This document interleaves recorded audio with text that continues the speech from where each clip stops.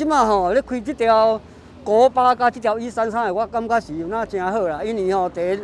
就是讲咱伊即条133线咧爱甲咱拓宽，你路啊开落了吼，即个地方会较会发展啦，路较大条较会发展，这好啦。我们永康交流道的联络道路，也就是从永康的永安路哦，那经过我们的长河路，那再经过我们这个安南医院旁边，我们新开辟一条20米大道哦，那这个总经费大概是38亿。那我们今天看的呢是最后一段，也就是南133线，那这个是3.54亿哦，那已经完成了。那这整个永康交流道联络道路呢，大概要全部完成呢，38要全部完成，大概在明年的这个中旬哦。那完成以后呢，大概永安路、长河路这一段呢，全部大概40米哦，那大概就会有很大的改善。国8和133线的交叉点，那目前是以这个平面红绿灯来控制。那可以讲啊，大概全国的高速公路只有这个地方有红绿灯哦。那这一次呢，我们争取到中央那同意呢，我们改为这个立体交叉，也就是说未来的话呢，不必在这边等红绿灯，我会把它做成一个这个正常的这个交流道，也就是高架，而且还是在这个133线呢还可以下来。那这个案子呢，大概行政院这个国发会呢。也已经同意哦，那总经费22亿，那我们会配合那个中央啊，积极的来把它尽快完成。掌握市政3分钟，台南进步向前冲。欢迎收看市政3分钟。台南市近日完成国道1号永康交流道联络道安定区南133线的道路拓宽工程。剩余北外环至东河桥部分将在明年完工，整体完工后将有助于疏通安南区至永康区交通拥塞问题。此外，台南市积极向中央争取国道8号与南133线路口立体化工程也获得通过。未来完成高架桥交通立体化后，也可改善主线道车流回堵的问题，提升周边路网的运输服务效能。来听听韦哲市长怎么说吧。过去当初在设计国道8的时候，有一些地方民意代表的要求，所以特别国道8在这个地方下来啊，制造了一个红绿灯。那其实坦白讲，由于现在南科的通车、南科的启用、南科的发展，因为南科的发展造成了许多车流跟人流，那在这个地方国道下来变成多增加一个红绿灯，其实坦白讲会增加很多交通的拥塞。那将来你如果要下来的话，如果是要在当地的人还是可以从国道8下来。那除了这个之外，国道8会直接通过这个红绿灯，一直延续到国道8的尽头。因此呢，估计起来交通时间可以节省非常多，那也有效的这个疏导了这个国道8的以及南科的车流。我相信这个部分，谢谢中央的支持，我们台南市政府的配合款、地方的自筹款，我们也会努力来达标。希望这个工程赶快做完了，能够疏解国道8以及南科的车流。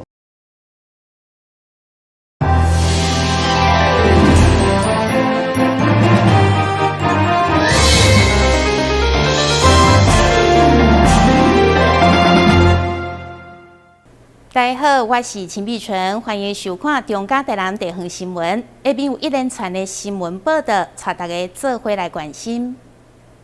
台南市县嘉隆街24号第2回国民党团成员陪同再次爆料指出，有连续他业者提汇款支票等相关证据加以订正，讲其中有一条身躯边人拍着伊的名义向业者讨钱，分别汇出第一笔220万。11月12號，佮匯出200萬，加工佮匯300萬予律師事務所。有人表示已經有金流錢嘛匯啊，加上內線傳出破局，要將錢歸還，所以緊急召開記者會，要求市長出來面對，唔通予台南佮再風風雨雨。現在金流有了，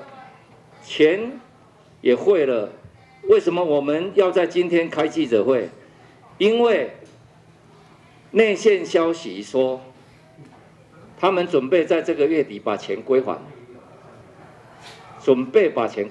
所以当这500万退回来改用现金的时候，第一笔汇款就是在10月16日汇出了220万，这是由林敬天，这是业者他们的关系人的股东汇出220万。当220万汇完了，在11月12日，又汇出了200万，11月12日又汇出了200万，刚才都定了啊。那隔了一天，11月13日又汇出了方议员这个300万，又汇出了300万。那为什么这个事情会破局？因为当时当事人来跟我们陈情的时候，我一直说我个人不介入所谓灵骨塔的这个业务了。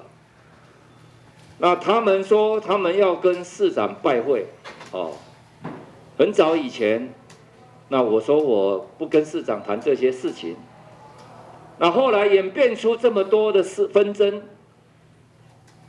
买卖不成仁义在，又有人想要从中牟利。现在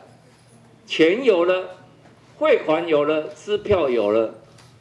市长你还不愿意面对吗？对此，市长回应4当前大创案，嘛是以身躯边的人来打击伊，互伊感觉莫名其妙。我觉得其实这个部分真的让我觉得有点莫名其妙。但是因为大家如果记得在4年前的大创案的时候，也是说我身边的人拿钱，我觉得应该是检调要介入调查，把这个事情查得清清楚楚。那这个我们愿意接受任何的来自舆论、来自司法的检验，好不好？问一下市长有没有跟李瑞祥2度吃饭过？没有，都没有吃饭过。有见过面，有吃饭过，但是没有2度吃饭过。市长，请问那个陈文宇没有律师，你认识他吗？陈文宇？就是我认识啊。好。但是如果说我希望说这个事情应该接受检验，如果是纯粹的情谊，还有牵涉到什么样的承诺，请举出证据。譬如说，他说比个1，或者说比个3。就是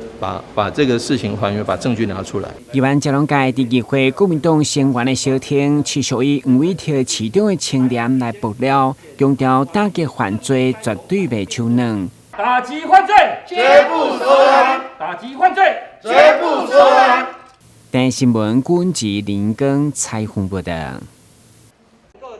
面对这段气候变迁，台南市持续推动社区防灾教育。依照各区容易发生的灾害种类，分别成立水患自主防灾社区、土石流自主防灾社区等0性社区，透过加强基层社区防灾能力，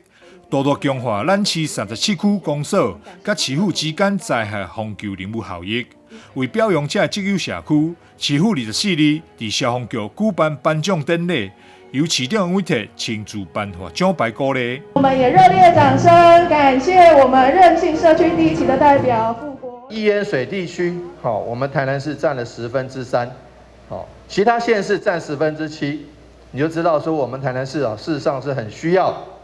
做好防灾。那防灾不只是政府要做，民间更要做。那民间怎么做？就看了我们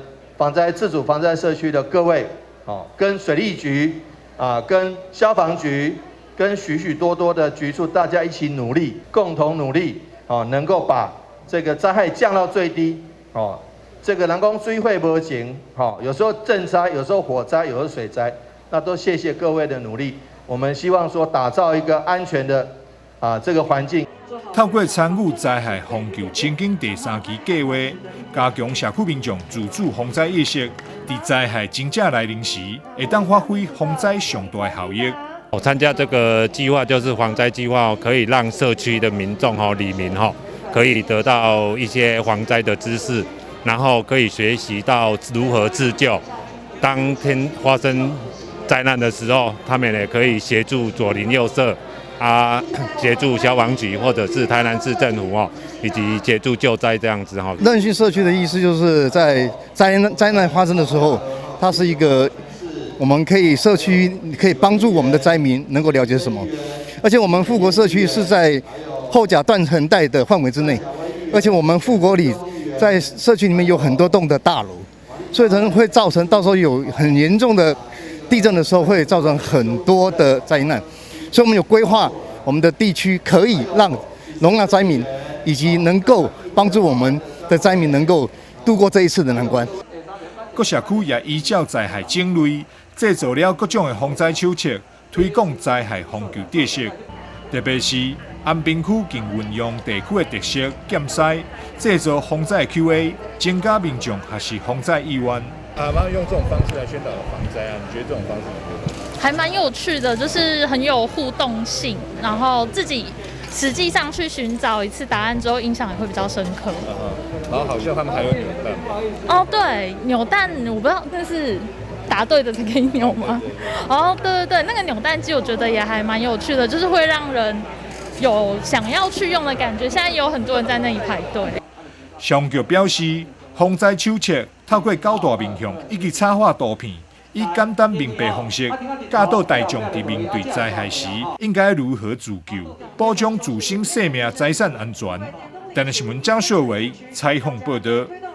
来自北区正港里济就细长辈伊来领出都出炉的餐点，有牛肉火锅，有便当，有小食饮料，相当丰富。这爱心共餐拢是来自一群创业青年，因为感慨食饭风地大，毋过济就细连食饱拢成问题，所以2当前疫情爆发，就开始号召店家来做公益，组成爱甲包容公益平台。目前已经有10几间餐饮加入，算算的2当来，已经温暖超过300位民众的心。因为我们的名字的话叫做爱与包容，然后最早的话就是我们有一群就是做餐饮业的朋友，那就是有发现到社会上可能就是有一些弱势，那他们可能在餐饮的部分的话，人家说民以食为天，所以能够吃得饱的话，能够才有力气去做其他的事情。所以呢，我们就是以我们有的资源，餐饮的资源，大家结合在一起，然后由小爱汇集成大爱，来帮助这些弱势朋友们。虽然这群青年创业嘛受到疫情冲击，不过透过议员陈英丁甲政港里长的协助，再次关注因的爱心，让长辈感受温暖幸福，嘛让议员表达感佩。今天非常感谢爱与包容公益平台所有这是由一群青年的创业朋友大家一起组成那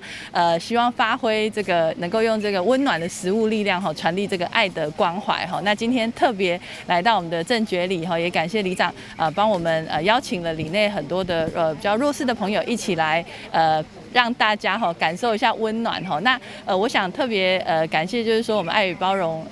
这个公益平台那其实很多的店家在疫情期间也受到非常大的影响但是他们还是愿意行有余力来关怀所有社区的弱势朋友们那也期待说这样子抛砖引玉的动作能够唤起大家能够多多来关怀我们社区的弱势的朋友。首先我先感谢爱与包容会当来到阮正觉里活动中迄个正确理家会当帮忙较弱势的啦较有需要的人，就是讲这个爱心的公益啦都有这个机会，我真感谢咱议员甲爱与包容这少年创业的少年人非常的欢迎，我代表阮正港里感谢这多谢，感谢谢谢。赵志林表示，这款送餐行动会持续落去，呼吁议员家己爱心行列店家会当加以联络。台南新闻军职林根采访报道。这项活动要办超过10档，真无简单，特别阁是为了顾学生8度的暑假中餐计划，更是难能可贵，需要济爱心团体甲商家相挺。据估了解，一档至少50-60万的经费，詹培雅爱心义工协会、李南英西主会、普仁西主会以及济餐厅代表的出钱出力， 10天来佮拄着疫情共款无中断，算已经累积高达195000外便当，互所有东区弱势学生伫休热共款有营养午餐，而且佮是超过60块物超所得的爱心便当。足侪那困境的家庭需要咱的倒3工哈，那小孩子那个。所以我这边我们就跟一些好朋友发起那个午餐的那个中餐助统的计划。那我们在这里，我跟大家报告一下哈，这10年来呢，平均我们帮助350个孩子。那我们10年一共提供了，我计算到195000个便当，哈。但是我们看到孩子天真无邪的笑容，其实都 get 到了，都 get 到了哈。我想大家的初衷不变呐。那疫情的我们志工妈妈哈一路都相挺哈，在疫情之下哈，我们以前都是煮饭的用煮的卡的，好，那在疫情之下，我们只能就做了爱心便当的方式与商家合作。可是政府力量有限，需要外靠民间的资源来协助。三杯亚爱心义工协会10天来付出，嘛互市长委托亲自到场表达感佩，希望汇集大家无私奉献，搁有后一个10天。话可能讲不下，会讲中断，但是爱心没有中断，所以看到曾议员一路走过来真的是让人家非常非常的感动。那也谢谢各位师友南英，还有博仁，还有各位领导师友，大家的一个齐心协力，能够帮助上社会上这么多需要帮助的人那而且人家说市长的任期，议员的任期可能一直下去，市长的任期1任4年如果能够顺利2任8年。那最多刚好之前又碰到什么改制啦，改变合并啦，加1年9年，差不多了。但是这个10年下去，还有下次一直在延续下去，这个爱心是不间断。南公省北当省教育议员嘛表示，学校营养午餐每一人36块，10天来拢无提高，所以要求市长提高预算，互囡仔食得健康快乐。台南新闻顾文吉、林英庚采访报道。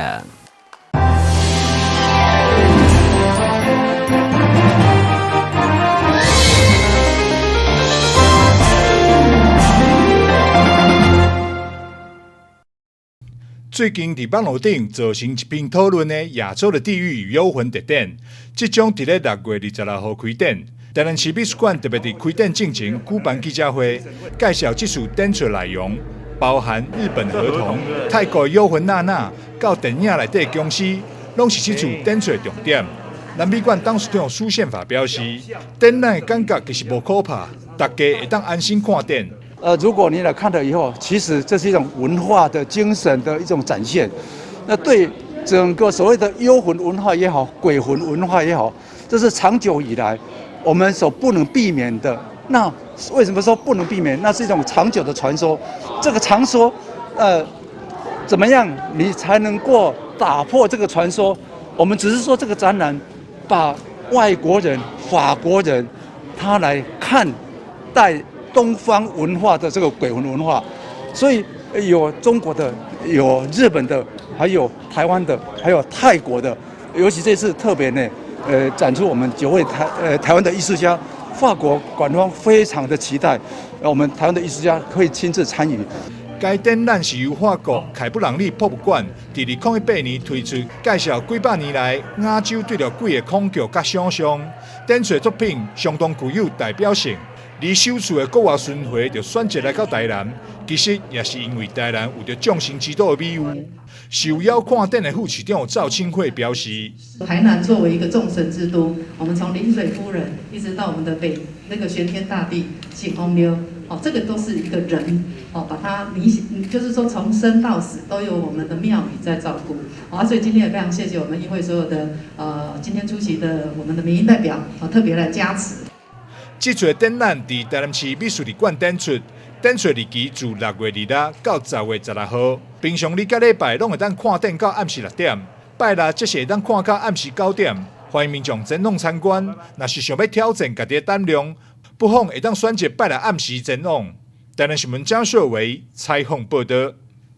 罗惠夫卢园基金会举办活动展览，市长委托教场小厅，透过现场沉浸式活动的装置，了解卢园先天的疾病，还有珍惜生命存在价值。今天要告诉我们的概念，就是当妈妈生怀6甲的时候，心里面就要想到我的孩子，是最好的，是完美的，即便他有一个小小的印记，但是一定是可以克服的。卢惠夫卢园基金会指出，当一寡父母发现囡仔有先天卢园缺陷时，第一时间会真张毒，甚至想讲无要生，除了惊家己无法照顾，嘛惊囡仔接受外界无同的眼光。每700个小朋友里面就会有一个是唇腭裂，每5000个会有个是小耳症。台湾现在的医疗真的是非常的进步，那经过治疗之后，这些孩子跟一般的孩子其实是没有两样的，甚至他们会有很好的一个表现。大家可以透过这样的一个展览，更去了解唇腭裂、了解小耳症他们的一个状态，然后也不要害怕，他们跟我们是没有两样的。现场有一位兔唇囡仔妈妈嘛到现场现身讲话。直到我怀孕到小孩子有唇腭裂，其实就只有1天的时间。其实我也没有多余的时间去抱怨的啦，因为对已经是我了，我也不能去改变什么，那就去接受它。叶林阿扁甲徐小可嘛特别到场小厅，上了第一摆做人父母的感动，期待台南的民众嘛当亲身来感受。